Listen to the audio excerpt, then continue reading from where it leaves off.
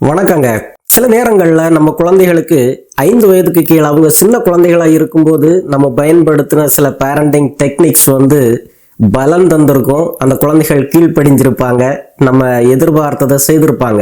அந்த குழந்தைகளுக்கு 5 வயது தாண்டி ஒரு 6-7 வயதுல ஆகும்போது சின்ன வயதுல அவங்கள்ட்ட நம்ம பயன்படுத்தின பேரண்டிங் டெக்னிக்ஸ் பயம் தராம போகலாம், பேக் ஃபயர் ஆகலாங்க. இந்த வீடியோவில் உங்க குழந்தைகளுக்கு சின்ன வயதுல பலனுள்ளதா இருந்த என்னென்ன பேரண்டிங் டெக்னிக்ஸ் அந்த குழந்தைகள் வளர்ந்த பிறகு பேக் ஃபயர் ஆகும், எதிர்மறையா மாறும், அந்த குழந்தைகளுக்கு மோசமான பழக்கங்களை கற்றுக் கொடுக்கும் அப்படிங்கிறத பார்த்துடலாங்க. முதலாவது, பெற்றோர் கொஞ்சம் கவனமா இருக்க வேண்டிய இடம், எல்லா கட்டளைகளையுமே கேள்விகளை மாற்றுறது. குளிக்க போறீங்களாடா, பல் துளக்குறீங்களா, தூங்க போறியா, இந்த மாதிரி கேள்வியா கேட்டு அந்த குழந்தையுடைய விருப்பத்துக்காக காத்திருப்போம். இந்த கேள்வி கேட்கறது அப்படிங்கிறது அந்த குழந்தைகளுக்கு எப்போதுமே ஒரு சாய்ஸ் கொடுக்குது. அந்த குழந்தை ஆமா அல்லது இல்லைன்னு பதில் சொல்ல தொடங்கி இருக்கும். அதுக்கேற்றவாறு நம்ம அட்ஜஸ்ட் பண்ணியிருப்போம். குழந்தையுடைய மனது என்ன ஒரு தீர்மானம் எடுத்துக்குதுன்னு சொன்னா, அம்மா ஒரு கேள்வி கேட்பாங்க, முடிவு எடுக்கிறது நான் தான், நான் நோண்டி சொன்னா அம்மாவால ஒன்றும் செய்ய முடியாது அப்படிங்கிறத அந்த குழந்தை கத்துக்காங்க. குழந்தை உளவியல்ல இதை தான் ஃபால்ஸ் சாய்ஸ்ன்னு சொல்றோம். நம்ம அந்த கேள்விகளை கேட்கும்போது 2 விஷயங்களை ஞாபகத்துல வைக்கணும். அந்த குழந்தை வளர வளர எதெல்லாம் சாய்ஸ் இல்லாத கடமைகள் கண்டிப்பா நீ செய்தே ஆகணும் அப்படிங்கிறத கத்துக் கொடுக்கணுங்க. காலையில பல் துலக்கிறது ஒரு சாய்ஸ் கிடையாது, அது கண்டிப்பா செய்ய வேண்டிய கடமை. அதை நோக்கி அந்த குழந்தைகளை வழி நடத்தணுங்க. 2வது, அந்த குழந்தைகள்கிட்ட கேள்வி கேட்டு முழு கண்ட்ரோலையும், அதாவது நான் குளிக்கிறேன் குளிக்கல அப்படிங்கிற கண்ட்ரோல் அந்த குழந்தை கையில கொடுக்காம, கண்ணா இப்போ குளிக்க போறீங்க, ஷாம்பு பயன்படுத்துறீங்களா வேண்டாமா, இப்படி ஒரு கேள்வி கேட்டீங்கன்னா அந்த குழந்தையுடைய முடிவு எடுக்கிற அந்த ஆப்ஷன் ஷாம்பு மேல மாறிடுதே தவிர குளிக்கிறதுக்கான ஆப்ஷன்ல வர்றதில்லை. நம்ம கேள்வி கேட்கறதையும் கவனமா கேட்கணும். எல்லா நேரமும் அந்த முடிவெடுக்கிற அந்த ஒரு குணத்தை குழந்தைகள் கையில கொடுத்தீங்கன்னா வளர்ந்த பிறகு 5 வயசுக்கு பிறகு என்ன செய்வாங்கன்னா, உட்காந்து படிக்கிறீங்களாப்பா அப்படி கேட்டா நோனி சொல்லுவாங்க. அப்புறம் நீங்க ஆர்கியூ பண்ணிக்கிட்டே இருக்கணும். 2வது பாத்தீங்கன்னா, ஒரு செயலை ஒரு கட்டளைய 2-3 தடவை சொல்றதுங்க. சில வீடுகள்ல 2-3 தடவையோடி விடுறதுல 10 தடவை சொல்லுவாங்க. கண்ணா டிவி ஆஃப் பண்ணு, டிவி ஆஃப் பண்ணு, டிவி ஆஃப் பண்ணு அப்படிங்கிற ஒரு ஸ்லோகன் கேட்டுக்கிட்டே இருக்காங்க. சின்ன வயதுல அந்த குழந்தைய மிரட்டுறது போலவோ விளையாட்டுக்காகவோ அதை சொல்லியிருப்போம். ஆனா குழந்தை நீங்க திரும்ப திரும்ப கத்தணும், பொறுமை இழக்கணும், அப்பதான் செய்யணும், அப்பதான் அது அவசரமான ஒரு செயல் போல அப்படிங்கறத மனதுல ஆழமா பதிச்சுக்கோங்க.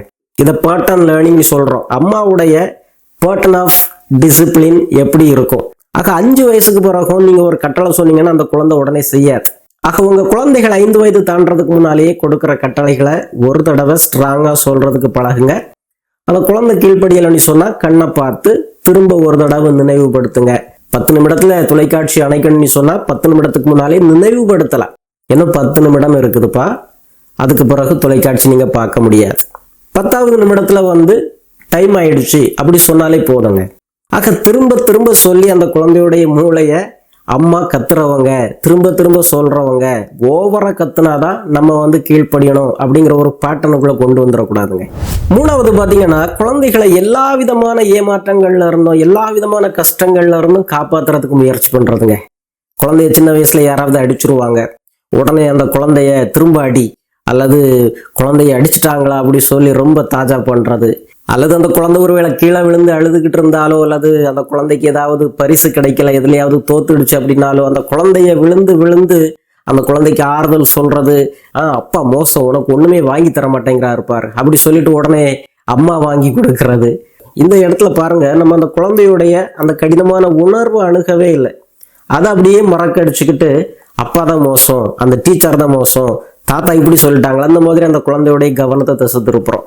குழந்தை அழட்டங்க, வருத்தப்படட்டும், இதெல்லாம் வளரும்போது நிறைய அந்த குழந்தைகளை அனுபவிக்க வேண்டியது இருக்குது. அந்த குழந்தைகளுடைய உணர்வுகளை ஒண்ணுமில்லாதது போல காட்டாம, ஓஹோ குழந்தைக்கு வருத்தமா இருக்குதா, குழந்தை கோபமா இருக்கிறீங்களா, தாத்தா அடிச்சாங்களா, தாத்தா மோசம், இந்த மாதிரி ஆட்கள் மீது பழிய போடாம அந்த குழந்தையுடைய உணர்வை நீங்க முதல்ல பேசி சந்திச்சு அந்த குழந்தைக்கு ஆறுதல் சொல்ல பழகணுங்க.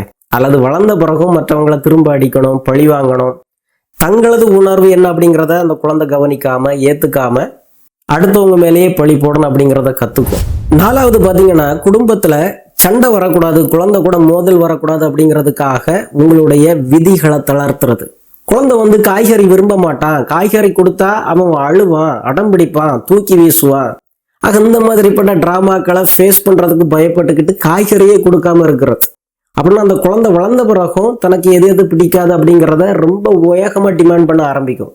ஆக அந்த குழந்தை அடம் பிடிச்சாலும் சரி, எதிர்த்தாலும் சரி, கோபப்பட்டாலும் சரி, ஏமாற்றமா உணர்ந்தாலும் சரி, அடிப்படையான விதிகள்ல எந்த மாற்றமும் செய்யக்கூடாதுங்க. சாப்பாட்டு மேசையில ஒருபோதும் நீங்க மொபைல் போன் பார்க்க கூடாது. 10 மணிக்கு மேல வீட்டுல நீங்க முழிச்சு இருக்க முடியாது, நீங்க பெட்டுக்கு போயே ஆகணும். மற்றவங்களை அடிக்க கூடாதுன்னு அடிக்க கூடாது. இதுல அந்த குழந்தைக்கு நீங்க கொடுக்குற தண்டனை கிடையாதுங்க, இது குழந்தைக்கு கொடுக்குற வழிகாட்டுதல். இது 5 வயதுக்கு முன்னாலேயே சரியா நீங்க ஸ்ட்ராங்கா ஒரு பெற்றோரா சொல்லி கொடுக்கலன்னு சொன்னா 5 வயசுக்கு பிறகு அந்த குழந்தைகளை கண்ட்ரோல் பண்றது ரொம்ப சிரமமாயி போகும். ஒவ்வொரு நாளும் ஒவ்வொரு டிராமா நீங்க பார்க்க வேண்டியது இருக்கும். அடுத்ததை பார்த்தீங்கன்னா இதே போலதான் இன்னொரு டிசிப்ளின் ஃபெயிலியர் என்னன்னா, கொடுக்குற கட்டளைகளுக்கு எப்போதுமே பேரம் பேசிக்கிட்டு இருக்கிறது. டிவி ஆஃப் பண்ணியன்னா உடனே ஒரு சாக்லேட் தருவேன், நல்ல மார்க் எடுத்தீங்கன்னா சைக்கிள் வாங்கி தருவேன், இந்த மாதிரி பேரம் பேசுறது. குழந்தை அறவே ஒரு செயலை செய்யறதுக்கு விரும்பல அப்படி சொன்னா இந்த டெக்னிக்கை பயன்படுத்துங்கன்னு ஏற்கனவே சொல்லி இருக்கிறேன். ஆனா நீங்க எல்லாவற்றுக்கும் இந்த நெகோசியேஷன், பேரம் பேசுறது, லஞ்சம் கொடுக்கறது இதை பயன்படுத்தினீங்கன்னு சொன்னா குழந்தை எல்லாத்துக்கும் பேரம் பேச ஆரம்பிக்கும், எல்லாத்துக்குமே உங்கள்கிட்ட நெகோஷியேட் பண்ண ஆரம்பிக்குங்க. எந்தவித ஒரு லஞ்சம் இல்லாம ஒரு பொருளை நீங்க கண்ணில் காட்டாம பேசி ஒரு தீர்மானத்துக்கு வரலாம். கண்ணா ஏன் இப்போ உங்களுக்கு உட்கார்ந்து படிக்கிறதுக்கு வருத்தமா இருக்குது, சொல்லுங்க நான் கவனிக்கிறேன். இந்த மாதிரி பேசுறது ஒரு சரியான ஒரு நேர்மறையான எஃபெக்டை கொடுக்கும். பேசி ஒரு தீர்வுக்கு வராம உடனே ஒரு பொருளை கொடுத்து ஒரு தீர்மானத்துக்கு வரும்போது அந்த குழந்தை வளர வளர அதை நல்லா கத்துக்கும். எந்த ஒரு செயலுக்கும் அம்மாவிட்ட இருந்து பணத்தையோ அல்லது பொருளையோ டிமாண்ட் பண்ணலாம் அப்படிங்கிறத கத்துக்கோங்க. அடுத்ததை பார்த்தீங்கன்னா, குழந்தை சில கடமைகளை செய்யாம விடும்போது அல்லது சில தவறுகளை செய்யும் போது இயற்கையா அந்த குழந்தைக்கு கிடைக்கிற அந்த கான்சிக்வன்சஸ், விளைவுகளை அந்த குழந்தை அனுபவிக்காம நீங்களே முன்னால போய் தடுக்கிறதுங்க. இப்போ குழந்தைக்கு ஹோம்ஒர்க் செய்யணும், அந்த குழந்தை ஹோம்ஒர்க் செய்ய வரமாட்டேன்னு சொல்லுது. அந்த குழந்தைய தாஜா பண்ணி பண்ணி பண்ணி அந்த குழந்தை ஹோம்ஒர்க் செய்யவே இல்லை, தூங்க போயிடுச்சு. அப்புறம் அந்த குழந்தைக்கு நாளைக்கு மிஸ் திட்டுவாங்களே அப்படி சொல்லி நீங்க நைட்டு உட்கார்ந்து அந்த குழந்தைய போல உங்களுடைய கையெழுத்தை மாற்றி அந்த ஹோம்ஒர்க்கை முடிச்சு அந்த குழந்தை தண்டனையிலிருந்து தப்பிக்கிறதுக்கு உதவி செய்தீங்கன்னு சொன்னா அந்த குழந்தைக்கு ஒரு பொறுப்புணர்ச்சி வளராதுங்க. ஆக ஹோம்ஒர்க் செய்யாம போயிடுச்சுன்னா அடுத்த நாள் என்ன விளைவு கிடைக்கும், அந்த டீச்சர் திட்டுவாங்க, அதை அந்த குழந்தை அனுபவிக்கட்டுங்க. நியூரோ சயின்ஸ் என்ன சொல்லுதுன்னு சொன்னா, ஒரு குழந்தைக்கு நீங்க 1000 தடவை செய்து கொடுக்கறது எதுவுமே மனதில் தங்காது. ஒரு தடவை அந்த குழந்தை தவறு செய்து கத்துக்குது இல்லையா, அது ஜென்மத்துக்கும் மறக்காதுங்க. ஆக சின்ன சின்ன அனுபவங்களை, அதுக்காக குழந்தை எது செய்தாலும் நீங்க கண்டுக்க கூடாதுன்னு சொல்லலை. இந்த மாதிரிப்பட்ட அனுபவங்களை சின்ன வயசுல 1-2 தடவையாவது பிளான் பண்ணி நீங்க கொடுத்தீங்கன்னு சொன்னா அந்த குழந்தை அலர்ட் ஆகும். குழந்தை ஏதாவது மறந்து போயிடுச்சுன்னா அந்த அனுபவத்தை முதல்ல பெற விடணும். விட்டாதான் அந்த குழந்தைக்கு மனதில் அது ஆழமா தங்கும். கொஞ்சம் கவனமா இருக்கணும், பொருட்களை மறக்கக்கூடாது, என்னென்ன எடுத்துக்கிட்டு போகணும் அப்படிங்கிறத சின்ன வயசுலயே அந்த குழந்தை தானாகவே முன் சரி பார்க்கவும் எடுத்துட்டு போகவும் பழகாங்க. ஆக இந்த வீடியோ உங்களுக்கு பயனுள்ளதா இருந்திருக்குன்னு நினைக்கிறேன். மீண்டும் ஒரு நல்ல வீடியோவிலே விரைவிலே சந்திப்போம். நன்றி.